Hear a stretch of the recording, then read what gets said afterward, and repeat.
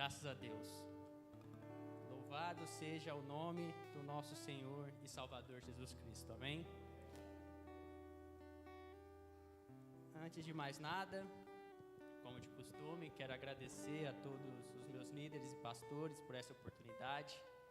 Parece que todos os dias, a cada momento que nós subimos aqui, nunca some esse nosso tremor, né? Essa tremedeira que às vezes dá, porque é uma grande responsabilidade estar aqui nesse momento, né? Pois essa mensagem é uma mensagem poderosa. A palavra de Deus é uma palavra poderosa. E hoje nós iremos meditar em apenas um versículo. Um versículo que traz grandes revelações para os nossos corações. E eu quero que os irmãos abram comigo, se assim for possível, Romanos 11, versículo 36.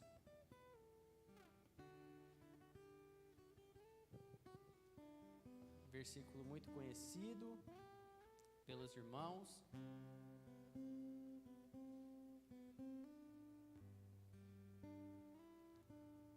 Romanos 11, 36.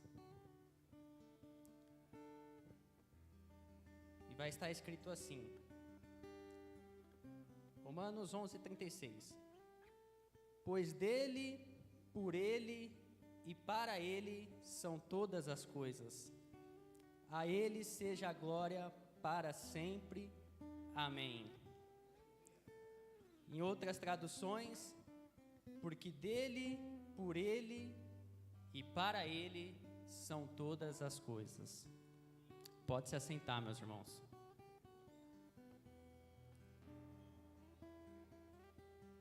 É muito interessante quando nós chegamos aqui e nós vemos o mover de Deus,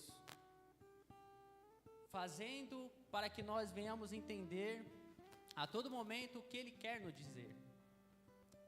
E desde o começo do culto, da palavra inicial, louvores, e agora pela mensagem, parece que Deus orquestra tudo.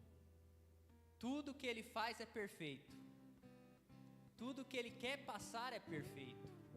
Basta os nossos corações e as nossas mentes estar voltadas verdadeiramente para o que Deus quer falar conosco. E essa carta de Romanos, irmãos, ela é de autoria de um grande homem, apóstolo Paulo, e a sua mensagem é muito poderosa, que ele passa em Romanos 11, 36. Nós podemos olhar e para esses pequenos versos e não entender muita coisa de antemão quando lemos, mas quando nós nos aprofundamos, o Espírito Santo revela a nós que essa mensagem é tudo que tem que estar no nosso coração. Pois quando nós entendemos que tudo veio por meio de Deus e tudo é para Deus, nós compreendemos para o que nós fomos criados. E, irmãos, quando o apóstolo Paulo está escrevendo a carta aos Romanos, ele quer deixar algo para a igreja em Roma, e ele começa a fazer perguntas, e ele mesmo responder essas perguntas, porque era algo que ele queria deixar fixado, colocar no corações daquelas pessoas a verdadeira palavra de Deus. E ele começa a tentar explicar o processo de salvação, desde o começo ao iniciar. Ele vem sistematizar o processo de salvação que antes do criar de todas as coisas foi estabelecida por Deus. E quando chega em Romanos 11, ele simplesmente se entrega. Ele começa a cantar um hino de louvor a Deus, que vai dizer assim: ó profundidade da riqueza, da sabedoria e do conhecimento de Deus. Ou seja, é como se ele estivesse maravilhado com tudo que o Espírito Santo estava revelando a ele, e ele tentando passar para Roma. E quando nós olhamos, irmãos, para esses pequenos versículos, nós devemos complementar com certas coisas para nós começarmos a entender esse processo. E no Evangelho de João, a partir do versículo 1, vai estar escrito assim, que no princípio era aquele que é a palavra, e estava com Deus e era Deus.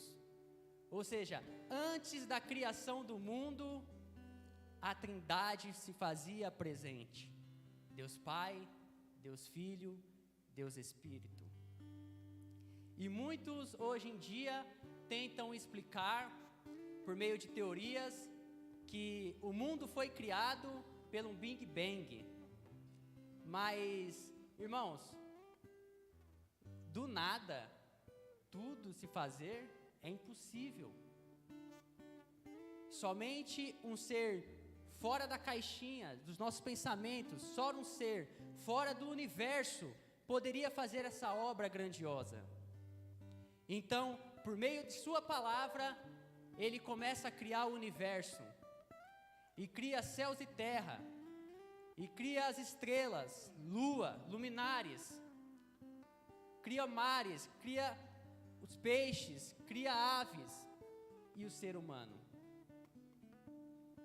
E, irmãos, ainda em João, ele vai deixar uma coisa explicada, que todas as coisas foram feitas por intermédio de Jesus. Tudo foi por intermédio dele. E essa palavra quer dizer que ele teve propriedade nessa criação.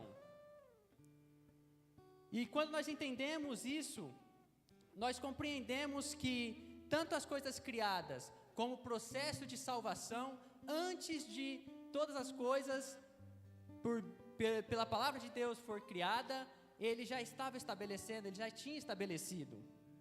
E outra coisa que ele estabeleceu antes da criação do mundo foi que você viveria eternamente na presença dele.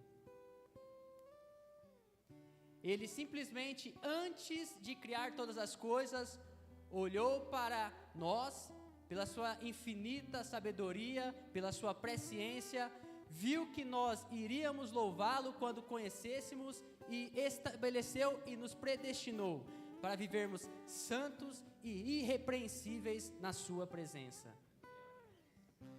E, irmãos, as coisas foram criadas, o processo de salvação foi criado, foi estabelecido na mente da Trindade, mas só que, logo nos primeiros capítulos da Bíblia, em Gênesis 3, está lá o relato da queda, uma mancha que foi estabelecida pelo próprio homem. Mas só que, irmãos, essa mancha não pôde fazer com que os planos de Deus fossem frustrados, pois nada frustra os planos de Deus. Deus já tinha estabelecido e já sabia que isso iria acontecer. Então, em Gênesis 3, há o relato da queda, onde o homem e a mulher estão no jardim do Éden. A serpente, que é o inimigo das nossas almas, representada aqui por Satanás, coloca no coração da mulher que ela deve comer o fruto proibido, a qual Deus tinha estabelecido que o homem e a mulher não comessem. Então, a serpente astuta como que era, Satanás astuto como que é, faz a cabeça do homem e da mulher, eles comem aquele fruto e depois disso, de geração em geração, todos os seres humanos da terra nascem debaixo de maldição, da maldição do pecado. Mas, como eu disse anteriormente, irmãos, nenhum plano que Deus traçou ou colocou pode ser frustrado. E no próprio Gênesis, capítulo 3, Deus dá a resposta, que um dia, alguém, um ser nascido de mulher, iria pisar na cabeça da serpente. E de ali em diante, começa a manifestação da obra de Deus para a salvação do homem e da mulher. E cada livro da Bíblia, no Antigo Testamento, que nós vamos lendo, tudo vai apontando para o nosso Salvador. E grandes homens começam a passar pela terra. Nós podemos citar aqui Abraão, a qual teve a promessa que da semente dele todas as nações da terra seriam abençoadas. Nós podemos citar ainda sobre Abraão o sacrifício que ele ia sacrificar o seu filho, Isaque, mas Deus provê o cordeiro no lugar de Isaque. E tudo isso iria apontando e vinha apontando para a obra redentora de seu filho, Jesus Cristo. E, irmãos, perdão, a boca vai secando. Nós podemos citar ainda aqui o outro grande homem, Moisés. E quando nós meditamos na história de Moisés, do povo hebreu, há uma coisa interessantíssima. O povo obstinado como era, com o coração voltado para as obras da carne, eles pecam direto contra Deus, vamos dizer assim, deliberadamente. A todo momento, eles se voltam contra Deus e contra Moisés. E chega um momento que o próprio Deus manda serpentes para o acampamento deles. E aquelas serpentes começam a picar aquelas pessoas e elas começam a morrer. Então o povo desesperado pede para que Moisés interceda por aquele povo, para que aquela maldição seja, posso dizer, terminada, tirada deles. E Moisés faz o que eles pedem, vai até Deus em oração e clama a Deus para que aquilo fosse tirado do meio deles. E Deus dá a seguinte instrução a Moisés, que ele faça uma serpente de bronze, coloque num poste, e todas as pessoas que fossem picadas pela cobra venenosa, olhasse para aquela serpente, então assim eles viveriam, eles não morreriam. E quando nós vamos em João 3, no Novo Testamento, Jesus está dando ensinamentos a Nicodemos, um fariseu, e ele cita isso. Ele cita que, da mesma forma como Moisés levantou aquela serpente no deserto, assim também era necessário que o Filho do Homem fosse levantado no madeiro, pois a obra de Deus é perfeita. E tudo apontava para Jesus Cristo. E o que dizer ainda sobre Moisés da última praga do Egito, quando Deus fala que vai matar todos os primogênitos do Egito, mas Ele dá a instrução, Ele dá a instrução para salvar aqueles que eram o teu povo, e fala para que as pessoas passem o sangue do Cordeiro Pascual em suas portas. Então o anjo da morte passaria e não entraria ali e mataria o primogênito. E assim, mais uma vez, aquele povo é salvo. Os primogênitos são salvos. E tudo isso apontava para a obra redentora de Cristo. Pois por meio dele, por ele e para ele são todas as coisas. E então vem Jesus. E em Filipenses 2, eu quero que os irmãos abram comigo, se for possível, em Filipenses 2, do 5 ao 11, se puder colocar no data show aqui também.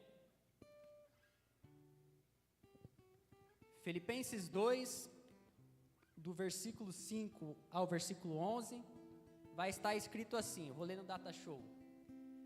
Seja a atitude de vocês a mesma de Cristo Jesus, que, embora sendo Deus, não considerou que o ser igual a Deus era algo a qual devia apegar-se, mas esvaziou-se a si mesmo, vindo a ser servo, tornando-se semelhante aos homens. E sendo encontrado em forma humana, humilhou-se a si mesmo e foi obediente até a morte e morte de cruz. Por isso Deus o exaltou à mais alta posição. Ele deu o nome que está acima de todo nome, para que ao nome de Jesus se dobre todo o joelho nos céus, na terra e debaixo da terra. E toda língua confesse que Jesus Cristo é o Senhor, para a glória de Deus Pai. Amém? Ou seja, irmãos, o Criador se tornou criatura, veio em forma de criatura, não quis se apegar a ser igual a Deus, mas disse, por amor a eles, irei salvá-los, pois só alguém sem pecado poderia fazer a obra redentora. E nós olhamos assim, como que um ser que criou todas as coisas, fez o processo de todas as coisas, e Ele mesmo salvou todos aqueles que se encontram a Ele. É só tudo por Ele e tudo para Ele. E toda a glória deve ser para Ele. Amém?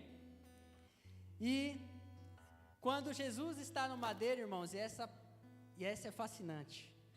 Jesus, ele é levantado naquela cruz, e por certos momentos as pessoas estão zombando dele, mas há relatos, e na Bíblia fala isso, que as pessoas, como aqueles homens que estão com ele também pendurados no madeiro, olha para ele e vê a santidade dele, estampada naquele lugar.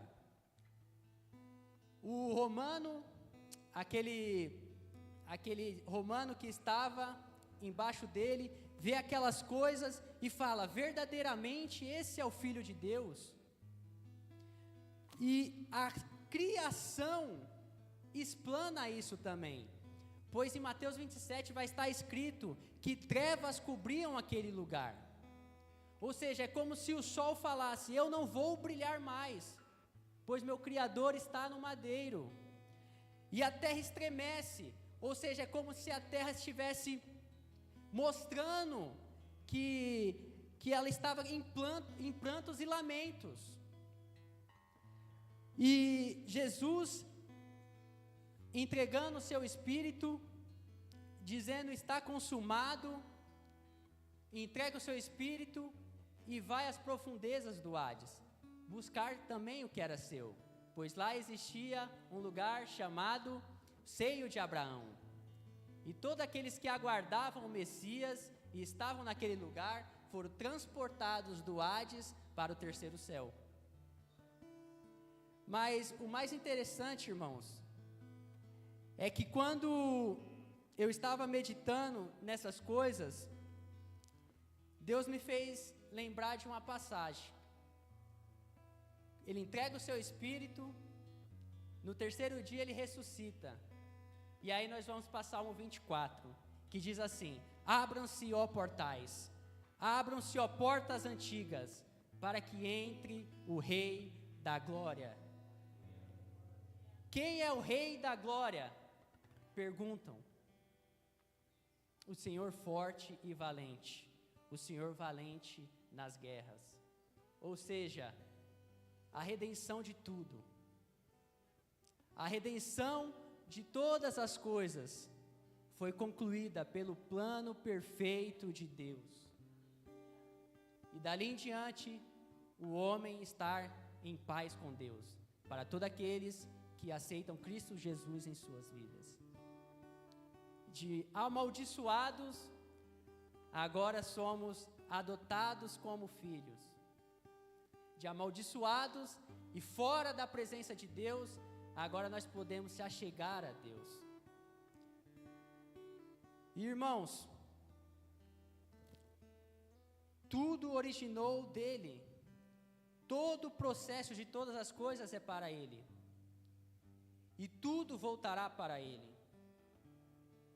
E o destino de todas as coisas será Cristo. Em Romanos 14, vai dizer que todo joelho se dobrará e toda língua confessará que só o Senhor é Deus. Ou seja para a glorificação, ou seja para a maldição.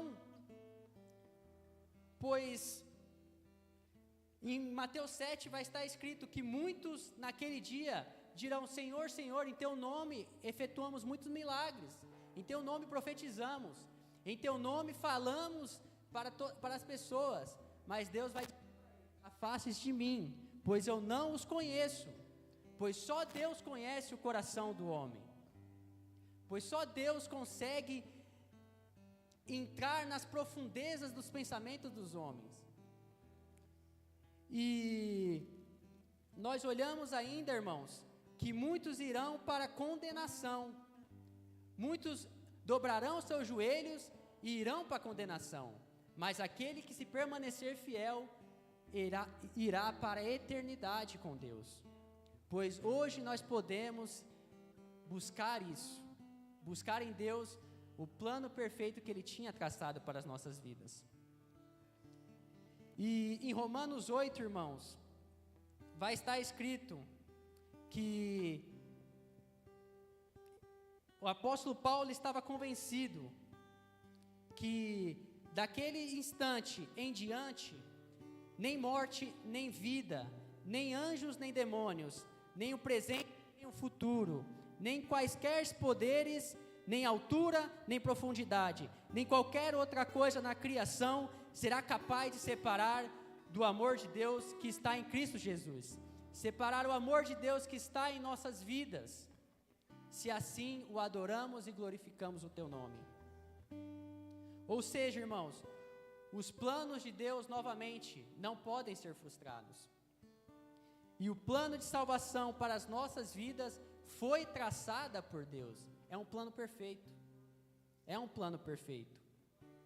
Mas, voltando para Romanos 11, a palavra de Deus ainda vai dizer para nós que depois que ele diz que para ele são todas as coisas, ele vai dizer, Paulo vai dizer que a ele seja a glória para sempre. Ou seja, irmãos, isso se completa com o próprio apóstolo Paulo falando para a igreja de Corinto: quer vocês comam, quer vocês bebam, quer façam qualquer tipo de coisa, façam para a glória de Deus, pois por Ele, por meio dEle e para Ele são todas as coisas. Ou seja, irmãos, o apóstolo Paulo quer dizer aqui que, por mais básico o que seja na sua vida, você deve fazer para glorificar a Deus. É por isso que hoje em dia existem muitas igrejas vazias, não vazias de pessoas, mas vazia de Deus, vazia de Deus. Pois você pode olhar para igrejas grandes, lotadas de pessoas, pode ver manifestações extraordinárias, mas nós vimos que em Mateus 7, Deus não vê isso. Deus, Ele se alegra com as coisas que são para glorificar a Ele. Mas se as coisas que estão acontecendo é para glorificar o homem, de nada serve. Pois tudo que nós devemos fazer era para glorificar a Deus. Amém?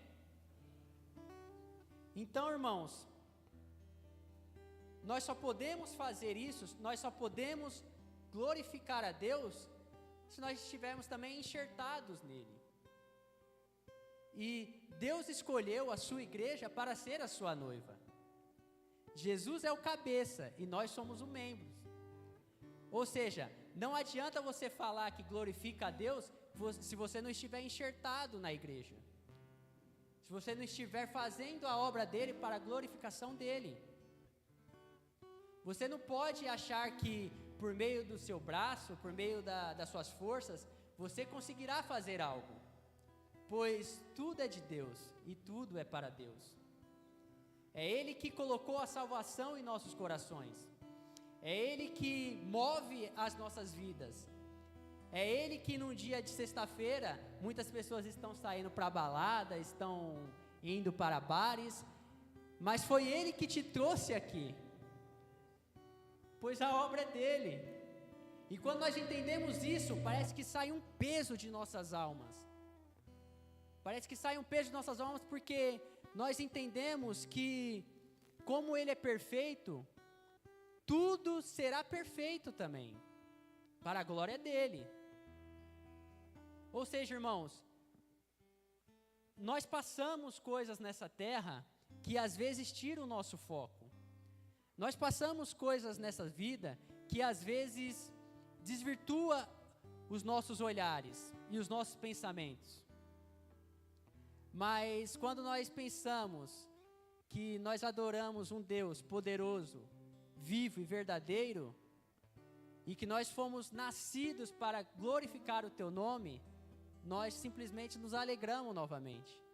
Pode perceber que alguns dias, alguns momentos, você pode estar triste, você pode estar amargurado, você pode estar revoltado, mas logo, em breve, assim, em questão de instantes, você volta para a realidade novamente. Porque você entendeu que tudo é para a glorificação do nome de Deus. Amém, irmãos? Então, irmãos, tudo que nós venhamos fazer, nós temos que ter em mente também que nós devemos diminuir para que Deus venha crescer em nossas vidas. Não adianta nós fazer as coisas para que o nosso ego seja inflamado. Não adianta que nós venhamos fazer as coisas para que nós venhamos se exaltar. Por isso que muitas pessoas têm de tudo. Você pode ver as pessoas que têm jatinhos, têm carros de dar, assim, muitos, têm iates, mas eles são vazios, porque a alegria do ser humano é glorificar aquele que o criou. Nós fomos criados para o louvor de Deus. Nós fomos criados para glorificar o nome de Deus. E quando nós saímos desse plano, nós não encontramos alegria. Pois a maior alegria é estar na casa de Deus, glorificando o seu nome. Amém, irmãos? E isso é aplicado em todas as circunstâncias de nossas vidas. Tudo que nós formos fazer deve ser para glorificar o nosso Deus. E quando entendemos isso e damos a glória devida a Deus, parece que as coisas começam a funcionar em nossas vidas. Pois você pode estar passando por necessidade, você pode estar passando por momentos difíceis, mas você se apegou a essa palavra. Eu estou passando por tudo isso, mas eu glorifico a Deus até nas minhas atribulações. Pois o verdadeiro cristão, ele só não glorifica a Deus quando está tudo bem, mas também quando está tudo mal. Pois todas as coisas foram por meio dele e para ele. Então, irmãos, nós devemos entender uma coisa: façamos tudo para glorificar o nosso Deus, e assim nós falaremos que nem apóstolo Paulo: de todos os lados somos pressionados por aflições, mas não esmagados. Ficamos perplexos, mas não desesperados, pois a nossa vida está enxertada em Deus. As nossas vidas estão enxertadas em Deus. A salvação veio dele. E uma promessa dele é que quando ele estava subindo aos céus, dois homens aparecem para aqueles apóstolos e eles dizem: o que vocês estão olhando? Por que vocês estão olhando para os céus? Porque da mesma forma que ele foi, ele voltará para buscar vocês. Jesus também, quando está falando aos seus discípulos, ele diz que ele precisava ir para preparar moradas para nós. E todos nós que cremos em Jesus Cristo, podemos sentir que logo, logo Ele voltará e buscará o que sempre foi dele. Pois desde o iniciar de todas as coisas, nós somos dele. Nós somos dele, irmãos. Permita eu falar novamente. Nós somos de Deus. Nós voltaremos para Deus. Mas antes nós devemos caminhar para Ele também. Irmãos, não importa o que você está passando, e Deus está me incomodando aqui. Não importa o que você está passando, é Ele que está te dizendo. No último dia, o chamado dia do Senhor, Ele olhará para você e falar: valeu a pena. Valeu a pena você passar tudo aquilo que você passou, pois é nas atribulações que nós somos provados e aprovados. Pois seria muito fácil, né? Nós vivermos nessa terra sem atribulações nenhuma. Irmãos, aqui nós passaremos por muitas coisas. Passaremos, é inevitável. Mas no céu não há nada disso. Se apegue a isso. No céu não há aflição. No céu não há tristeza. No céu não há choro. No céu não há lamento. No céu só há alegria, louvor, glória e honra para aquele que te criou, para aquele que te formou, antes de criar todas as coisas. Irmãos, apóstolo Paulo tinha tanta certeza nisso que ele estava falando, que ele expressa esse sentimento dele em forma de louvor.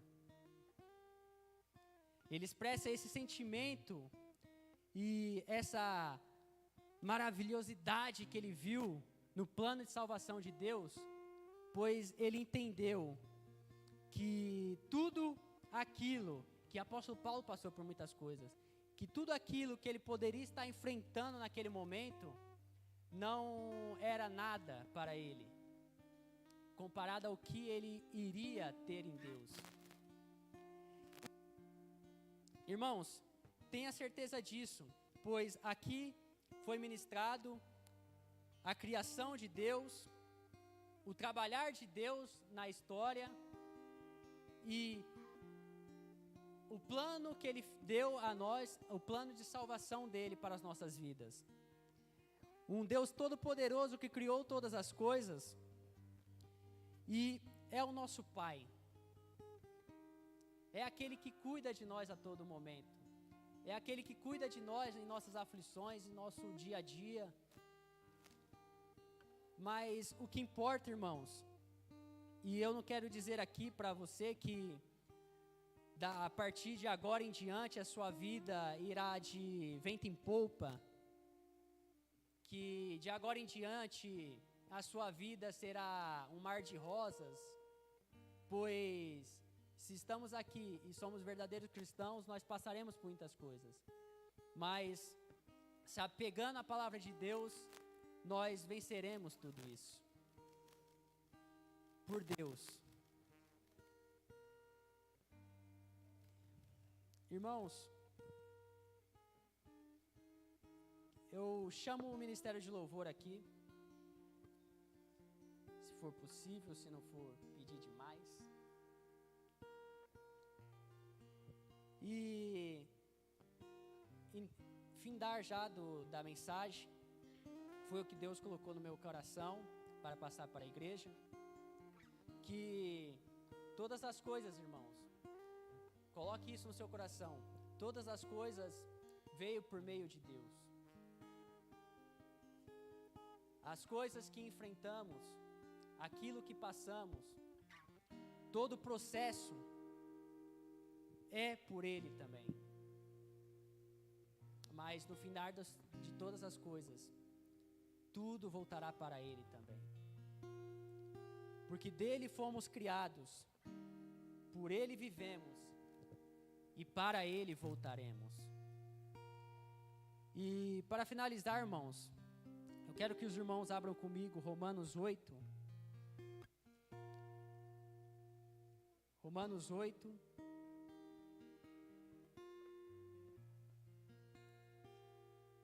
Do 35 ao 39.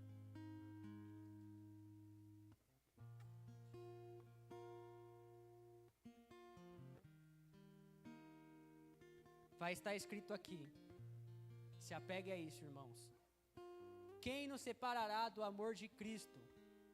Será tribulação, ou angústia, ou perseguição, ou fome, ou nudez, ou perigo, ou espada? Como está escrito: por amor de ti, enfrentamos a morte todos os dias. Somos considerados como ovelhas destinadas ao matadouro. Mas em todas estas coisas, somos mais que vencedores, por meio daquele que nos amou. Pois estou convencido de que nem morte, nem vida, nem anjo, nem demônios, nem o presente, nem o futuro, nem quaisquer poderes, nem altura, nem profundidade, nem qualquer outra coisa na criação será capaz de nos separar do amor de Deus que está em Cristo Jesus, nosso Senhor. Se apegue a isso, irmãos. Esse amor não irá separar de você. Esse amor é eterno. Antes das coisas criadas, esse amor já existia. Mas lembre-se que tudo o que você fizer, faça para glorificar o seu Deus. Amém? Os levitas dessa casa irão ministrar um louvor nesse momento. Que você se coloque de pé.